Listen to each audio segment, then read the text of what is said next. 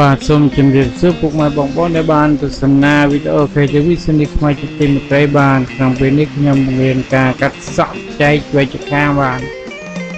នេះគឺលក្ខណៈកាត់សក់បុរាណបាទនឹងដំបូងតែយើងទៅស្ដោះជើងសក់វត្តទៅលើដើម្បីកុំឲ្យប៉ះពាល់បាទឥឡូវយើងគូសជើងសក់ខាងក្រោមបាទគូសសក់ខាងក្រោមនេះគឺជើងប្រពាក់mình trong đâyគឺmình 3 mm ដើម្បីឲ្យស្មើជើងសក់ក្រោមគ្នាបាទឥឡូវជាងកាត់សក់ឥឡូវស្រួលកន្លែងមានមិញទ្របtrong đâyបាទដើម្បីកាត់ស្មើប៉ុន្តែលក្ខណៈកាត់ស្មើយើងត្រូវបត់បែនតាមលក្ខណៈដូចជាក្បាលគេមិនយើងទៅកាត់ឲ្យស្មើអញ្ចឹងបាទទទួលស្គាល់ថាmình trong đời nó smartគ្នាមែនប៉ុន្តែលក្ខណៈសំខាន់គឺម្ចាស់ដែលប្រើវានោះគឺជាបាទមានលក្ខណៈបត់បែនតាមកលៈទេសៈបាទត្រូវបត់មិនឲ្យស្មើជាងសក់បាទឥឡូវសូមទស្សនាដូចទៅបាទការកាត់សក់នេះគឺការកាត់សក់បុរាណបាទគឺជាងក្រោមស្មើជុំវិញទាំង3បាទ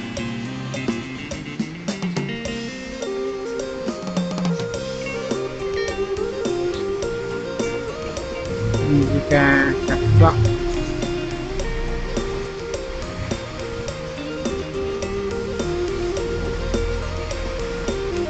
យើងធ្វើស្មើអញ្ចឹងគ្រប់ជ្រុងទាំង3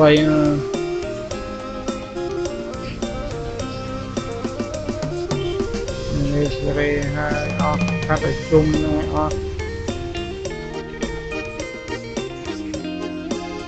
បាទខ្ញុំអត់មានទួទៅទេបាទខ្ញុំដាក់តាម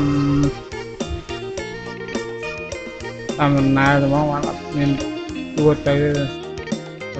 យើងមើលខាច់មើលអត់យល់ខ្ញុំទួស្មើអញ្ចឹង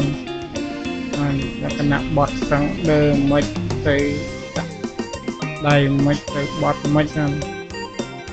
ដើម្បីស្មើជាងសក់ខាងក្រោមមកទៀត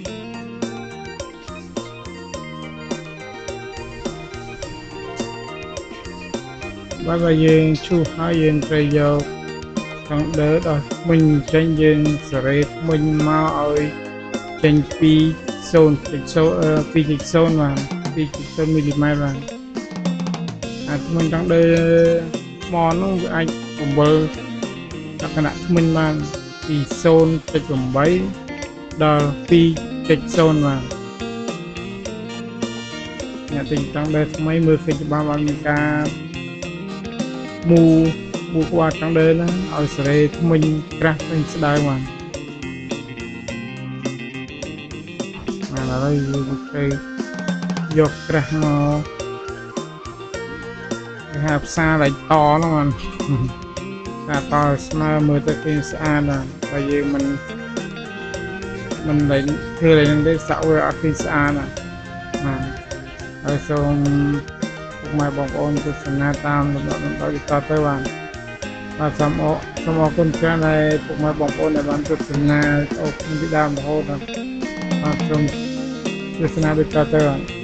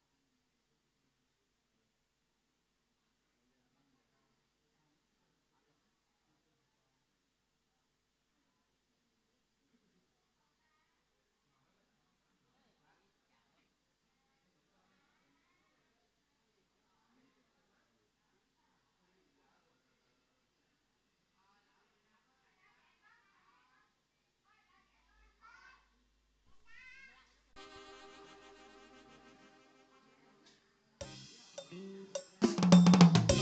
you.